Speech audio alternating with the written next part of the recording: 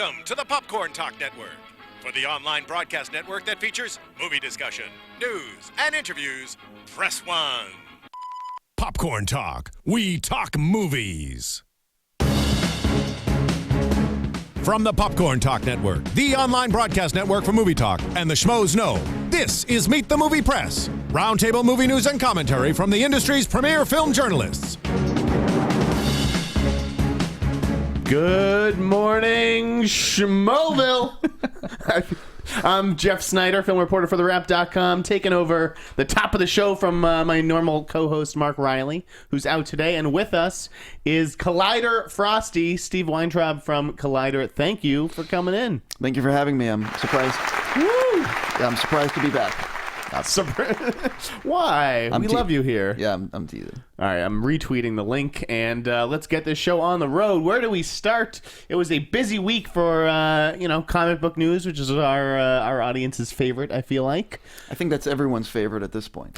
I really do. You know what? I liked breaking my little indie story yesterday about the Halls, Hall Squared, Rebecca Hall and Michael C. Hall doing Antonio Campos' next movie, but just because those movies, it's hard to move the needle these days without comic book news, I feel like. Well, I think that there's casting stories that comes through that people really care about, but ultimately there's a reason why Avengers and all these comic book shows are on TV, and it's a very popular, it is the world's most popular genre at this point. Absolutely. Well, I won't argue with you there. So, we had Civil War this week. Big news on Civil War. Yes. Ant-Man coming back. Is that a surprise to anyone, though, honestly? I don't know, what these rosters are, because I didn't read all these comic books. So some of it really is a surprise to me. I'm not surprised at anything anymore, because that's, I think, one of the reasons why Ant-Man was, tweaked, was to make him fit into the MCU. And I'm not surprised that Ant-Man is a part of the Captain America movie. I think it's more of a surprise that they're literally bringing back everyone. I mean, were you surprised about William Hurt? That's what I mean. Yeah. I think that they're not screwing around with this movie. It's we're bringing everyone. It's more of a surprise if you're not in the movie at this point. It is a huge, huge cast. I can't even wrap my head around this ensemble, and I just worry that it's just going to become a movie where everybody gets their moment and that's it.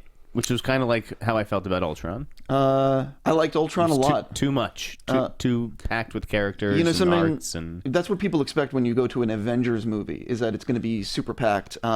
I think that Joss did the impossible again. I mean, trying to fit that many characters, that much story, that much everything. I really would like to see his extended cut, but which he told me is there's an extended cut for that 2-hour and 22-minute movie. His first cut of the film was 3 hours 15 minutes. Oh my god! And but obviously that's not with finished effects. So there's a whole bunch of stuff like that sequence. This is not really a spoiler. Thor goes to that pool. There's a whole thing that supposedly happens there that they had to, they cut out. Which the reason why they brought what's his name? You know who I'm talking about. Shit. I don't. I was hung up on the spoiler alert because I'm like, who hasn't seen Avengers at this point who wants to see it? Right, but that's not a spoiler when you're just talking about a pool sequence. Of course. A spoiler is when you are revealing something major. But there's a pool sequence with Skarsgård. What's his name? Stellan. Yeah, where he's involved. The reason why people are wondering, what does he do? Because he doesn't really do anything. In the original sequence, he's translating. There's stuff going on for him to do. But anyway, I don't think they're ever going to finish up more than 5 or 10 minutes of deleted scenes.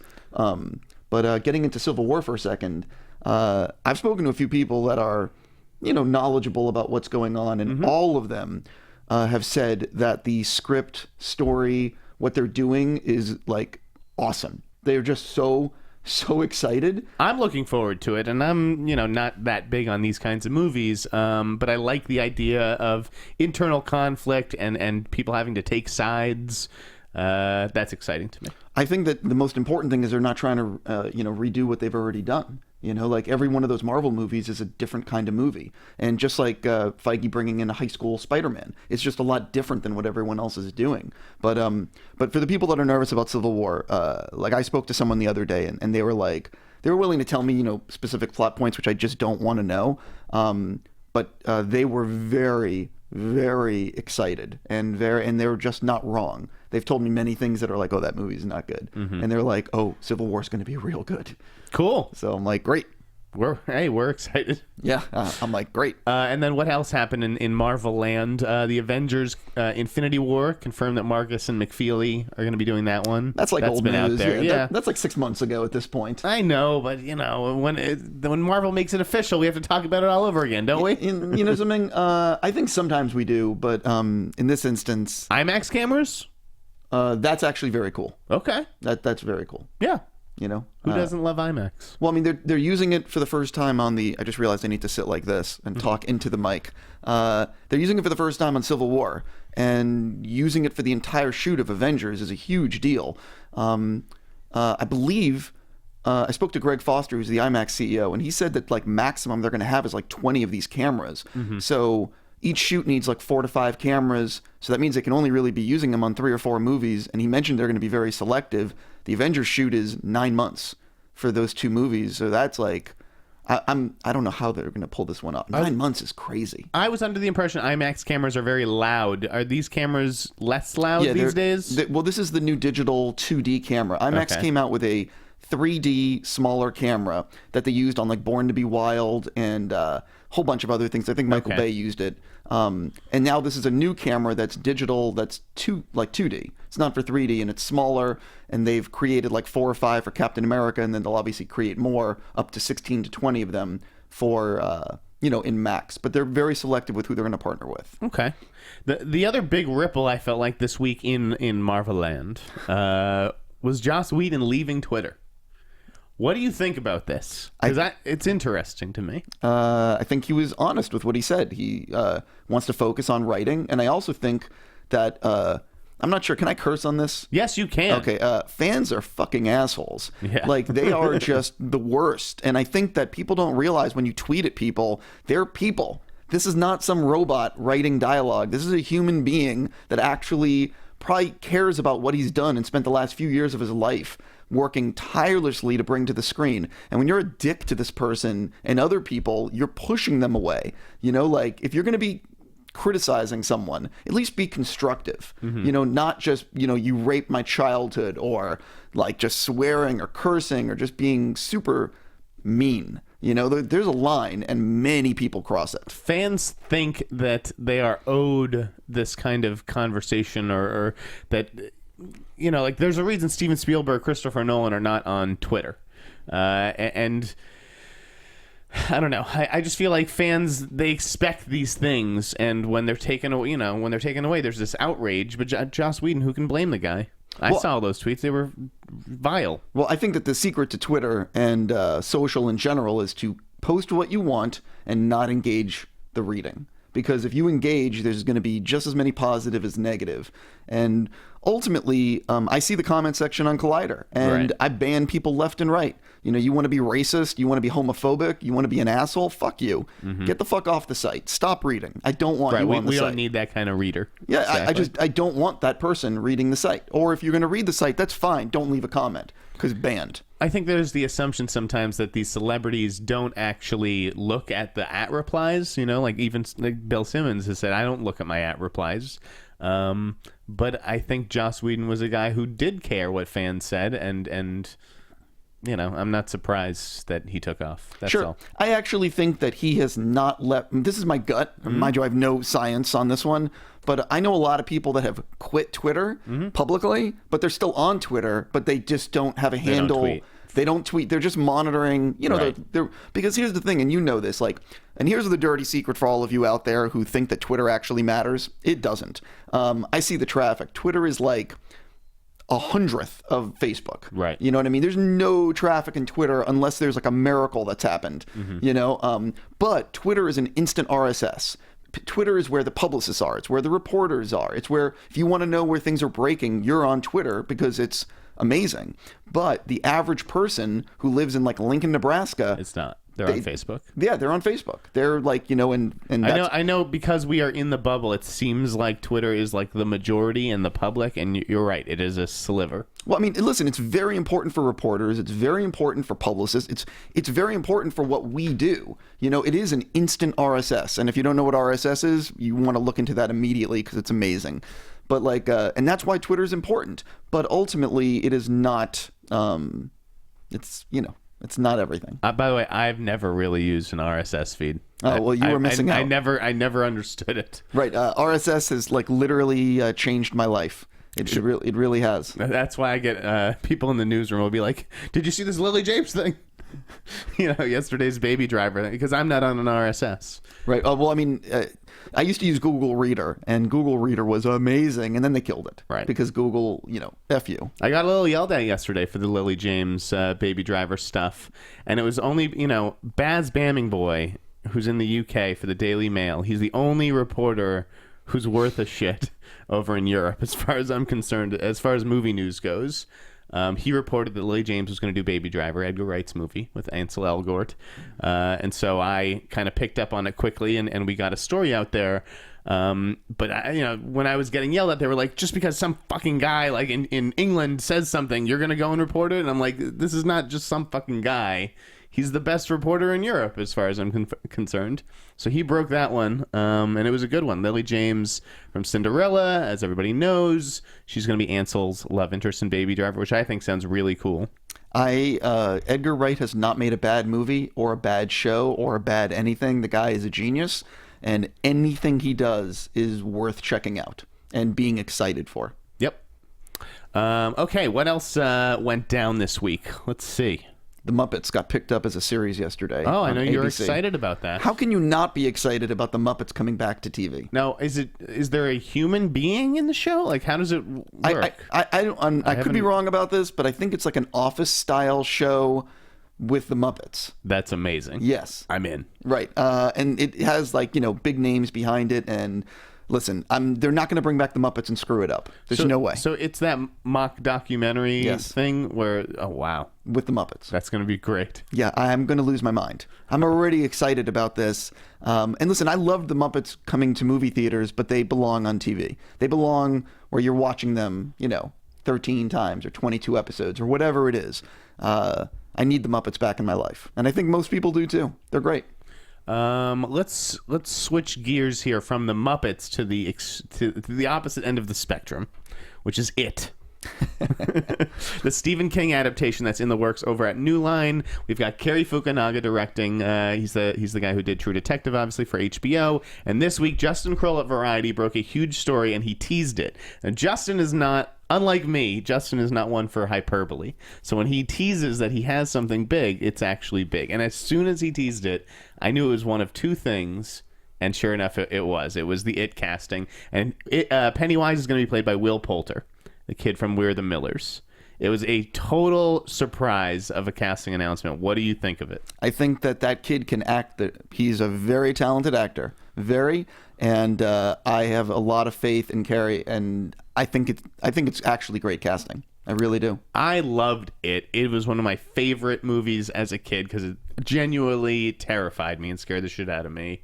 And also, I think its epic length had something to do with that. I know that I think that they are planning to break up the story into two films. One about the kids, and then one with them as adults. Will Poulter is going to be Pennywise in both of them. And what was so surprising about this is that they had been looking at guys like Ben Mendelsohn and, as Justin reported, Mark Rylance. Both would have been fascinating. Like, I just finished Bloodline last week, and I could not... the whole time I was watching it, I was just picturing Mendelsohn as Pennywise and imagining how perfect that would have been. But if he's doing a Star Wars movie... Right, he couldn't do it. Exactly, right. So... Just yeah, he's doing the Star Wars movie, right. Guys. So he couldn't do it. I don't know what the deal was with Rylance. Probably maybe busy with BFG still, the Spielberg movie. So they went younger. They went with Will Poulter. I can totally see it. He looks like a young Tim Curry in a sense, with that kind of Cheshire Cat grin. Well, I don't think you actually... I think comparing what they're going to do to any previous version is probably a mistake, but I think that Will is a very talented actor, and ultimately that's all that matters, is that you get a talented actor, someone that is believable in the role. Of course, because they're going to be slathered in makeup anyways. Exactly. I get it. But I'm very... Listen, he's a really good actor. It's a ballsy casting choice, but I think that Cary Fukunaga has, earned the benefit of the doubt at this point. He's kind of okay. Yeah, just kind of. We also had some Star Wars news this week. Oh, yeah. I was like, wait, what? So, the first news, and we're not going to go in depth with it here, but just to update people in case they somehow haven't heard, Josh Trank exited one of the spinoffs. Said that he was just making a personal decision, really enjoyed his time developing the project, and they parted ways. Obviously, there's been a lot of speculation, including from myself, about what went down. Leaving aside the drama of it all, Steve, are you disappointed? Were you excited to see Josh Trank Star Wars? Do you think that that's a big loss for, that franchise, etc.? Truthfully, I was excited to see what he would do with it, but I'd be more excited to see it after I see Fantastic Four. Okay. If I'm looking forward to Fantastic Four, I think that it's going to be good. You like the trailer so far? Because I do. I do. Okay. I think that when Josh said it was going to be Cronenberg-esque and real-world science, and he's been saying all the right things that get me excited, and it looks unlike other superhero movies. Mm-hmm. Which makes me happy. Saying that, if the movie's not good, I don't want him doing a Star Wars movie. Right. And he's done one other big thing before this. So for me, it's hard to, lament the loss of Trank on Star Wars having not seen Fantastic Four. Okay, that's fair. Also, let's be honest here. There's a lot of filmmakers that grew up with Star Wars that are phenomenal filmmakers that I'm sure want a chance to drive the Ferrari. So it's not going to be hard to replace Josh with someone epic or big or whoever they want, right, for that matter. So, let's see what happens. Let's see who they land. Okay, fair enough.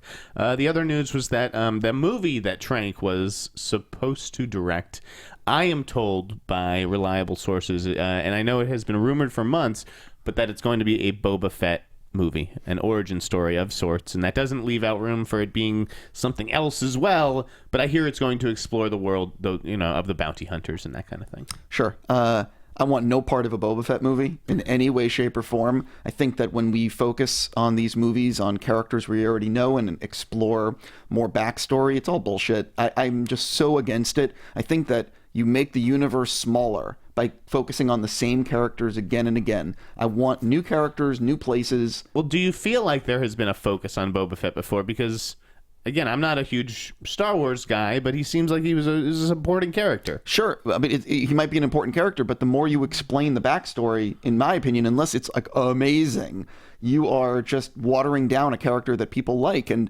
I keep on learning. I'm like, I got to go like this. I don't want characters. I don't want backstory. I want new things, new places, new locations. Saying that, I did hear some interesting stuff about the Boba Fett movie. I don't know if it's true or not, but someone was saying it online that it would be, mind you, I don't know if this is true. Mm-hmm. I'm just going to throw this out there. Of course, this is just, we're going to do a lot of that today, by the way. This is rumor mongering. That it was going to explain, like, his backstory. And again, I don't know if this is true, but maybe like he would be Boba Fett, the guy who's playing Boba Fett in the movie, would get like killed and then get taken over by like a person with no backstory and no name. It would be like a mantle. Yes. Like the man with no name almost. Yes. And then that would be the Boba Fett that we saw going into the, Sarlacc pit, if you will. Mm-hmm. Spoiler. And that could also explain how Boba Fett is still alive. That it's not just one person. Okay, I think that sounds cool. Look, if they make the movie right, I'm for it. And again, I don't know if that Boba Fett stuff is true. So let's just go out there and I want to reiterate, not sure. That's just no basis in science. Sure, we're gonna keep that train moving with things that I'm not sure about. Right. We're gonna talk a little bit about Wonder Woman and what I'm hearing as far as the male lead goes. And I want everyone to keep in mind that if any of this stuff was printable, it would have been printed. This is all just kind of rumor and conjecture. Some of it has even been denied. So let me just take you through it. Last week I had heard that that they were going to test Alexander Skarsgård and Armie Hammer. And I think there have already been rumors about Skarsgård and Liam Hemsworth. So I heard, Skarsgård and Armie Hammer, both of whom star in Warner Brothers movies. Skarsgård is Tarzan. Armie Hammer's in Man from U.N.C.L.E. They're also both tall guys. Sure. You need someone who can physically compete with Gal Gadot. or be her equal, that kind of thing. Not necessarily compete, since I believe it's a love interest role, but who knows? So I heard that they were testing those guys, and my source was like, "There's no way those guys are testing. You'd be, as a rep, you'd be crazy to let them test because they're big stars of Warner Brothers movies. Those guys don't, need to test. They'd be like, why?" Do you not trust me? I already anchor a giant franchise or a would-be franchise starter for you. I got to be honest. Chemistry read. Of course. Make sure it can and work. that's what I think. I think it was the language. I was asking about testing, and maybe it was a chemistry read. Yeah. But I'd heard that those two are the top target, and then then there's like tiers, of course. On any casting list, and I don't think that any A-listers are going to necessarily be in Wonder Woman or competing for the melee. It's not like Brad Pitt or Tom Hardy. You're going out for this kind of thing. The other thing is, if you land that love interest in Wonder Woman, you're going to be in multiple movies, and it also means you can't be a superhero. That's the thing. Okay, so we had Skarsgård and Armie Hammer. Then there's been Liam Hemsworth rumors and actually Ben Walker. Ben Walker's also in a Warner Brothers movie, In the Heart of the Sea. And then there's guys like Trevor Donovan, who is on Texas Rising, a show. He's got that chiseled look, a young another Scott Eastwood, if you will. And even I haven't necessarily heard this name, but a guy like Travis Fimmel on Vikings, he gets a lot of attention on these big studio movies. He's in Warcraft, so I feel like that's just like I'm talking about the level of guy I think that they are trying to go after. But like you said, the tricky thing is that no one wants to sort of waste their superhero eligibility or DC or Marvel, universe eligibility on necessarily the male lead in a Wonder Woman movie. Well, you could play the love interest in a DC movie and still be in a Marvel movie, but you're putting yourself in you're pigeonholing yourself. Right. I mean, I don't think Amy Adams is going to be cast as Captain Marvel. I agree. Yeah. So it was just that's sort of what I've heard on Wonder Woman. Again, take it all with a grain of salt, because if it was, more, I couldn't pin it down this week. And I do think that there will be some kind of announcement on that in the next few weeks. Yeah. I hear exactly what you're saying. You know where I'm coming from. And the last little scooplet I'll drop here, and this is maybe a little bit more firm than that, was that I heard Gem and the Holograms. Let's talk about that. Sure. We've both heard good things, right? I've spoken to someone that has seen the movie, and they were quite surprised at how good it was. Like, really surprised. Okay.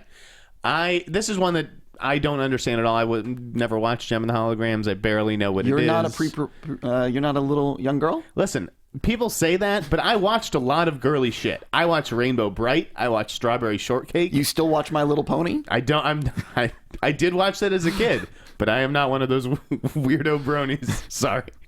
Don't mean to offend anybody. But so Gem and the Holograms, what I've heard is that they've seen a cut of the movie. It looks good. They're excited about it. Could launch a franchise, which I think is what they were expecting anyways. But I've heard that it's missing maybe a little something, or they want to introduce some characters at the end to set up a sequel. And to that end, I've heard that despite very public statements made about a year ago, I hear that the Misfits could very well wind up in Gem and the Holograms. Maybe a cameo appearance or a small scene towards the end, setting up their appearance in a future sequel. They are, of course, the Holograms' rival band. This would not come as a surprise to me that they would put the nemesis in the movie. It's also, possibly that they saw the movie and said, "Oh shit, this is actually really good, and we think it's going to be successful." Right. Let's start laying the groundwork. Yeah. Now for future let's think about, okay, let's spend a little more money and let's tweak this, knowing we're probably going to make another one. I know Jason Blum, the producer, has come out and said in past months that they are not going to be in the movie. I just hear maybe that doors has opened again. That's all. Sure. Listen, the most important thing is that I've heard the movie is really good, and you've heard the same thing, and that should make people that are looking forward to the movie happy. Another movie that I've heard is really good is Mad Max Fury Road. I have not seen that movie. But you have, and I know you can't say anything necessarily. You are strictly embargoed. You are wearing a Mad Max shirt today. Yes. I am not allowed to talk about my feelings towards Mad Max like everyone else until the 12th because of that effing film festival in France. Yep. Let me ask you, would you ever wear a t-shirt for a movie you didn't like or that sucked? You mean so close to release? Sure. After I've seen it. Sure. I generally do not like to support movies that I feel are not good. Got it. Well, I am very excited to see Mad Max. I've heard really cool things, but for some reason, no. I actually can't talk specifically about the movie, but I will say that my time, I work a lot, and just like you, I work, and I don't see movies twice. Because who the F has the time to see a movie twice? Right. I am seeing Mad Max again next week at the all media screening or at a different one. And I don't see movies twice that I feel are not worthy of the second viewing. Understood. Edgar Wright said last night that he has seen the movie 3 times. He went to the premiere last night, and that was his 3rd time seeing it. Again, Edgar, you're taking my invites. Right. Just want to throw out there that there's a lot of people that are waiting to say a lot of things, myself included, and we will as soon as the embargo lifts. Cool. All right. I wish I could say more. Fair enough. Let's talk about some sequels. Let's move on to sequels and prequels and whatever the hell else they're calling them these days. I'm like, what? We got a whole list. John Wick 2 is official. I don't know how much I can say. I did a set visit. I can say that I went to the set of Neon Demon. Cool. A week or 2 ago, and I did talk to Keanu on set, and we did once the interview was over, we were talking John Wick 2, but I can't talk about what he said because like the whole thing is embargoed. Because Keanu will come after you. No, he's like the nicest. No, being serious, he's like the nicest guy. I really like Keanu. Like, we finished the interview and he rode his motorcycle to set. I don't even know if I should say that, but he's just the coolest guy. And he sat there talking to the 5 of us for like a while about John Wick and Bill and Ted and just like shooting the breeze. It was amazing. Like, he's so nice. I don't know about you, but John Wick I loved it. Not just loved, I mean, I loved this movie. It's fucking awesome. It was good, and I don't know if they had those directors like an option on them or something. I doubt that. Because I think it's a coup to get them back. I think that listen, those directors are involved in a lot of stuff right now. Right. But I think that with a John Wick sequel, those directors are going to have a lot more creative freedom to do the movie that they want to do versus making a movie at, say, Sony or Warner Brothers or at another studio, because they're going to have to answer to people. And, when you take on a budget of 50 million or 100 million, there's more people asking questions. And they made John Wick for 20 million, very profitable movie, and complete creative freedom. And I think with the sequel, they can get the same budget, if not a little more, and do whatever the hell they want. I mean, from what I understand, it's going to focus more on the world, explore the world of the hotel. Sure. And the gold coins and that whole system and that kind of, They're writing it right now. I know that much. It's funny. I grew up in Massachusetts, and one of my closest friends would always talk about this cousin that he had who was Brandon Lee's stunt double on The Crow, and that is the co-director of John Wick, Chad Stahelski. I did not know that. He's a former stuntman. Well, no, I knew that. Right, so he was Brandon Lee's stunt double on The Crow, and so it's just like I've been hearing about this guy for 20 years, and he finally hits it out of the park as a director.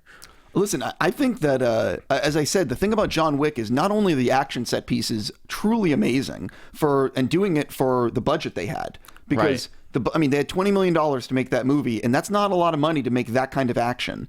But the story was like, it was simple, but phenomenal. Something happens to something. And I like that kind of simple revenge story, even if it's about a dog instead of a person. It was all justified. Every single person Keanu killed deserved it. I was very angry. I really love animals, and I had a real extreme. Steve's an animal lover, guys. It's true. I had an extreme reaction watching that thing. And what's funny is I saw that movie early at the Lionsgate screening room. And I don't think they knew what they had. And I saw it with a few people, like Devin, and there's like 3 or 4 of us in the theater. And I remember walking out just being dumbfounded. Like halfway through the movie, I'm like, what? Because I just heard, it came out of nowhere. All I knew was Keanu Reeves plays a retired hitman. That was it. And I went in there not knowing, oh my God, they made an awesome movie. I can't say enough about John Wick. If you have not seen it, For the love of God, go rent it. Make it a Keanu night. Yes. No, it's really a phenomenal movie. More sequels, prequels, all that good stuff. Today, I announced there's going to be a Three Stooges sequel. Jesus. Yep. Yeah, no. Moving next. That's all we needed. Jesus. That said it all. This week, Paramount took Beverly Hills Cop 4 off its release schedule. Are we ever going to see this movie, Steve? No. It's sort of like how we're never going to see Bill and Ted 3. I just don't believe that movie's ever going to happen. Is that from Keanu? No.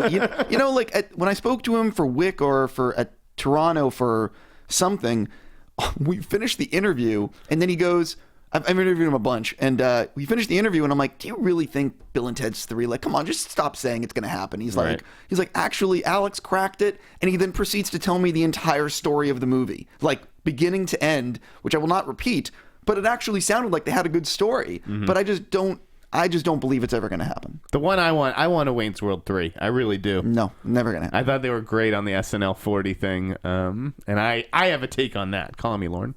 So Beverly Hills Cop 4, I just doubt it's going to happen too. The Eddie Murphy, as Drew McWeeny wrote in a really good piece, the Eddie Murphy that we all know and love, I think, is just gone.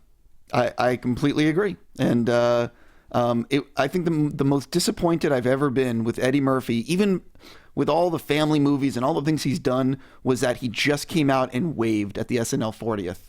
Right. Like, I would have just liked to. Disappointing. It was beyond disappointing. It's like you just came out to take a bow, and even like I love the fact that he never replayed his characters. Mm-hmm. Like, I love that it was like one and done, and like that's fine. But at least like do something in like the Jeopardy sketch or anything. Yeah. Like even if it's like a background walk by in a scene, just something. I don't know that the brand matters these days of Beverly Hills Cop. I think if it did, they might as well just reboot it with someone like Michael B. Jordan.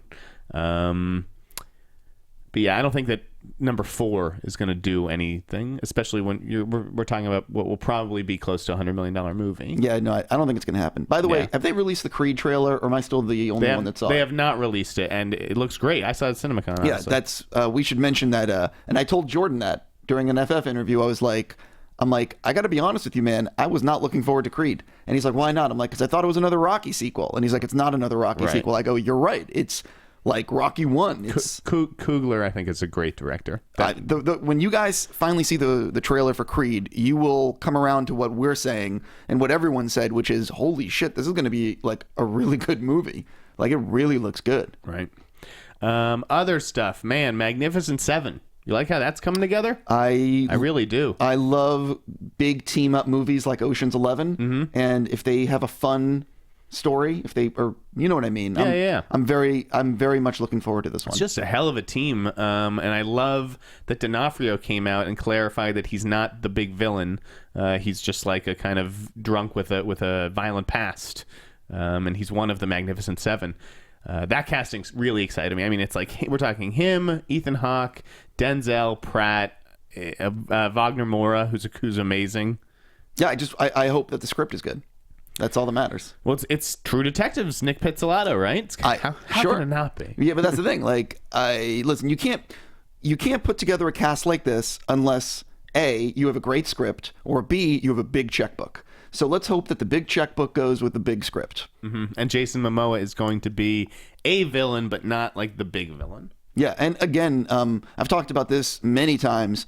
I really do hope they have a good antagonist in this movie, because no one ever concentrates on the importance of the great antagonist. It's why Die Hard is so amazing. It's why Thor is great. Loki. I hope they have a great antagonist. Okay. I think Fuqua's been on a little bit of a roll, so I'm looking forward to it. More sequels and prequels, and Cela Ward to play the president in Independence Day 2. Sure. Do you think that's in response to the Hillary stuff? No, I think they just... I don't even know. Does it matter who plays the president in a Roland Emmerich movie? Can you see her giving as good a speech as Bill Pullman gave in the original? I have no idea. I'm not going to spoil something. sorry. Spoil away, Steve. I won't, but I heard about one of the things in ID 4-2. Yeah. Even though I guess it's ID 2. I don't know what the hell. They don't have a title yet for it. So it's Independence Day 2. But I heard something that Roland is going to do to put the Earth in peril. And if it actually ends up in the movie, it is awesome. Like, he found a new way to do something like visually holy F. So I hope it's in the movie. I'm not gonna reveal it, but it's really effing cool. Tell me off air, because now you've got me curious. It's in the vault. It's in my. I can't repeat. I've heard about this vault. It's legendary. We need to hire El Mayimbe to break into that shit. This is why people trust me. It's like they can tell me something and I can tease it, but I'll never. Fair enough. Leatherface. Have you been following the? No. Okay. I think it's a cool take on that. I mean, just to mix it up for that franchise, it's like 3 teenagers who escape from a mental hospital, and one of them becomes Leatherface, and you're not sure who until the end. I don't know.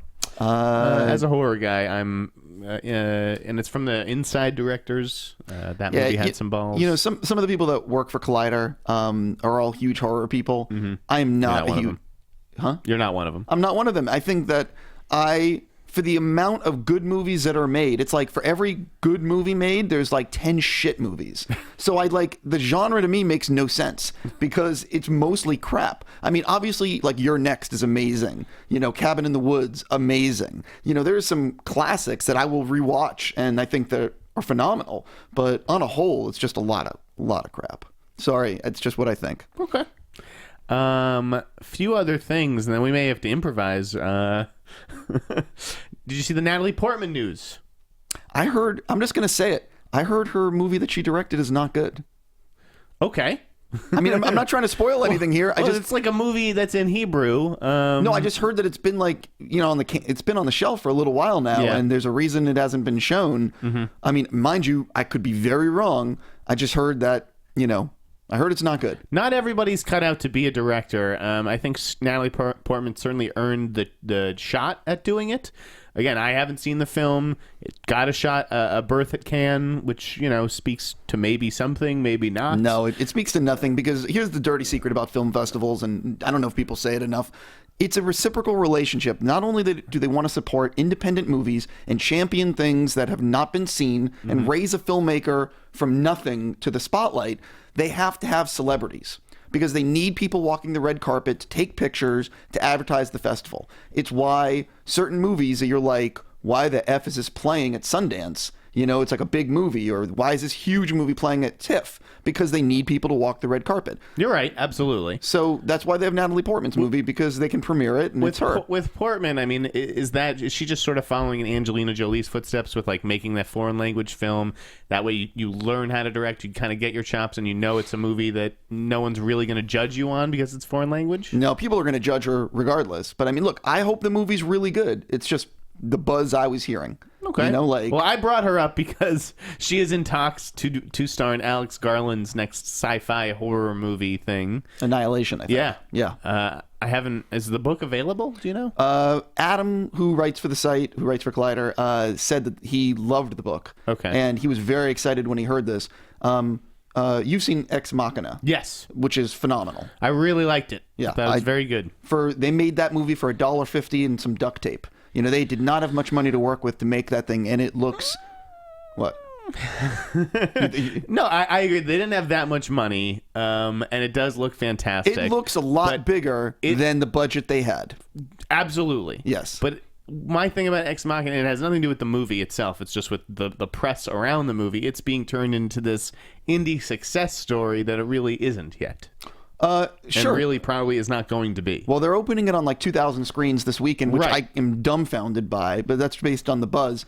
Look, I just think Alex did a tremendous job. It's a very smart script, really good acting. It's his first time behind the camera, and he, someone who deserved a chance, got it, and he hit a massive home run. Absolutely. With it. He's got a very promising filmmaking career ahead of him, and I actually think it was smart of A24 to go wide this weekend because the only major new release is Hot Pursuit, and that doesn't look good and has been getting terrible reviews. So it's why not make a move before Pitch Perfect and Mad Max? Obviously, a lot of people have already seen Avengers.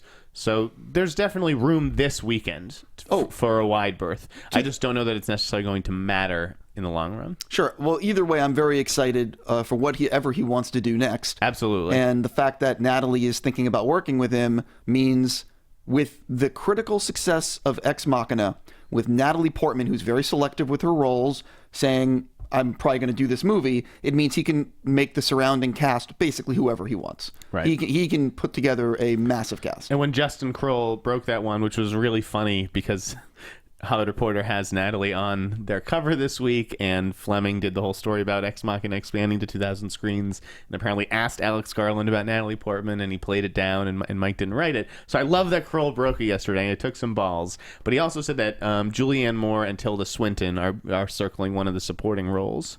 It would be amazing to get either one of those ladies in a really cool sci-fi movie. As I said, I think that based on Ex Machina, it's sort of like what happened with District 9. Right, and then you get Hugh Jackman. Yeah, you can cast whoever. Sigourney. Yeah, exactly. You get whoever you want based on that movie. And Ex Machina, I've never spoken to someone who saw the movie and said, "Ooh, that's not good." Right. It's You're right. I've never heard. You're totally right on that. 50 Shades of Black. Oh God, no, no. That's a Marlon Wayans spoof. No, not even a rental. No. That's the kind of I like Marlon Wayans. I like his spirit, at least. Sure. If people say to me the movie is legitimately funny, if I hear that, sure, then I'll start maybe having some interest in it.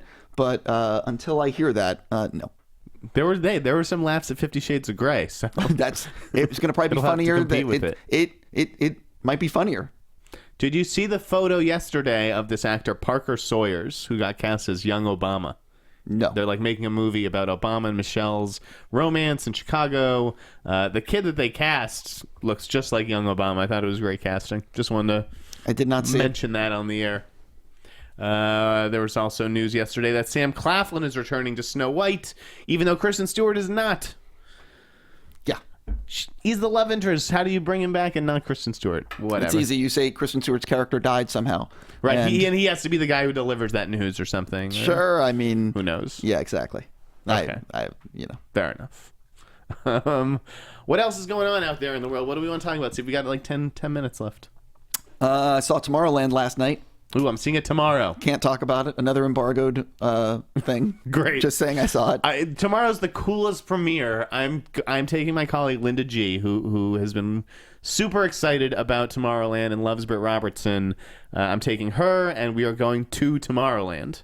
Oh, is it the premiere at Disney? At Disney. We're going to Anaheim tomorrow. That's cool. I am pretty pumped, and thank you, Disney, for the invite. You know what's really funny? I cover the... this is, by the way, listen, I've won the lottery with my job. I get to do crazy stuff. I mean, I really do. But it's interesting to me who gets invited to premieres, because I never get invited to premieres. Like, it's once in a blue moon. It's fascinating to me, too. Like, I mean, but seriously, it's like once in a while I'll get one. And to me, it's like, and I'm always the guy who leaves the party last because I'm so happy to be there. Because it's like, I can't believe they invite me. But it's so interesting because for me, I see some of the people getting invited. I'm like, what? I don't understand. Like, right. There's a very, It's like I use premieres, sometimes to impress the ladies, take a hot date. But a lot of times I use them to reward sources, or just kind of, scratch their back in return somehow. Oh, so you're saying that when you get invited to a premiere, people should see who you're with. Yes. Sometimes it's just a friend. That's the thing. I keep you on your toes. You never know. But it is fascinating to me who gets invited to premieres. I seem to run hot and cold with certain studios. Was not invited to Mad Max last night and saw that other trade reporters were. So I'm like, where's the rhyme or reason here? Since generally the four trades are treated equally. But yeah, I think it all depends. I think if it makes you feel any better, I'm never invited. It's a very rare Sure, occasion. but you also go to even before the premiere screening. Like you saw Mad Max like a couple weeks ago. But that's because I'm doing interviews. Of course. But it's like, I think with the Wrap at least, like we don't necessarily want to do interviews until we've seen what we're interviewing them about. Like, how do I know that I even want to talk to Tom Hardy or George Miller until I see the movie and say we should do an editorial piece on this? Sure, but we do other, like, I'll be honest though, I'm switching the way we do interviews on the site. Like I've quote unquote pivoted because I have found that asking people the generic questions for certain movies, it is great. For other movies, no one cares. Right. Because, everyone has seen the junket interview on 20 other sites asking the same question. So, like, for example, today I'm going to interview the cast of The Overnight. And I'm not asking, I hope none of the publicists are listening, I'm not asking one question about the movie. I'm going in, I have a game that I'm doing recently, and it actually performed really well with the Avengers cast called Save or Kill. And I'll play it with you right now. Ooh, okay. I've always wanted to play a game on this show. Right. Schmoes have not had me on the main show to play some cool game, so let's do it. I'm not going to remember all the choices right now, but I'll give you some of the basics. It's fine. Okay, one of these things you can save. One of these is erased from existence forever. What do you save? Oh, so this is like Drew's movie god a little. The problem is I've never played his movie god or whatever. And also, like, this is just on camera. Like, let's just go through this quick. So, Star Wars or Star Trek? Yeah, I'm asking some tough questions. I guess you save Star Wars and you kill Star Trek. Right. You see, for me, I couldn't answer that question because I love Star Wars and I love Star Trek. Deep Space Nine, Next Generation, I love. Yeah. So for me, it's impossible. Han Solo or Indiana Jones? You save Han Solo and kill Indiana Jones. I don't like any of these franchises. You kill them all as far as I'm concerned. Breaking Bad or Game of Thrones? Breaking Bad. Safe. Kill Game of Thrones. But you've never seen Game of Thrones? No. See, okay, There's a reason. Right. You're out of your mind. It's the best show on TV right now. Mad Men or The Wire? The Wire. NSYNC or Backstreet Boys? Backstreet Boys. Zelda or Mario? Mario. Harry Potter or Lord of the Rings? Lord of the Rings. Beatles or Rolling Stones? Beatles. Right. I'm not going to go any further. Yeah, but we get the point, but this sounds fun. This is the game. So today with the Overnight cast, I have a new list of these plus a whole bunch of others, and I'm going to do like a supercut. But I did that with the cast of Avengers, and it performed really well. And I think it's just more interesting. Anything with the cast of Avengers. Playing marbles with the cast of Avengers would perform well. That's the thing. I need to test this out with other casts. Well, I have interviewed the guys from the Overnight, and they are a fun bunch, so I think that they will be more than game, and they are quick on their feet. Oh, yeah. No, they're all funny fun. people. Yeah. It's Jason with Adam Scott, Jason Schwartzman, Adam Scott, and then Taylor and I think Judith. Right. Sorry, my... I really like the Overnight for what it's worth. I think that poster is genius. Have you seen the poster? I have not. It is an asshole. It's an asterisk, but what it stands for is an asshole, and I love that. I don't know if the MPA is onto this, right, but I'm like shocked that marketing material was approved because they probably don't know that it is. Right, exactly. It's just they think it's a great in joke. Right. I just watched the movie last night. An amazing trailer too, by the way. I downloaded both the songs in the trailer. I Shazam the shit out of them. Yeah. I want to talk about Tomorrowland too, but again, I'm trapped until the embargo lifts. Sure. We've got like just a few minutes left in the show. I don't know. Is there anything else on your mind? How did you get the name Frosty? I'm curious. That's a story that's for another day. Oh, okay. That is just. I was almost going to lead with that question too. So I would not answer it. It is not a story that very few people know, and I do not share on the air. Okay. We do have some breaking news here. I'm going to crack open this blast from Deadline. Oh, my favorite site. And when I say favorite site, I mean the worst. Go on.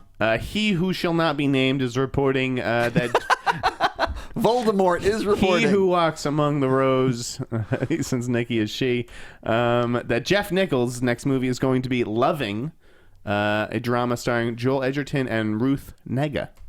Okay.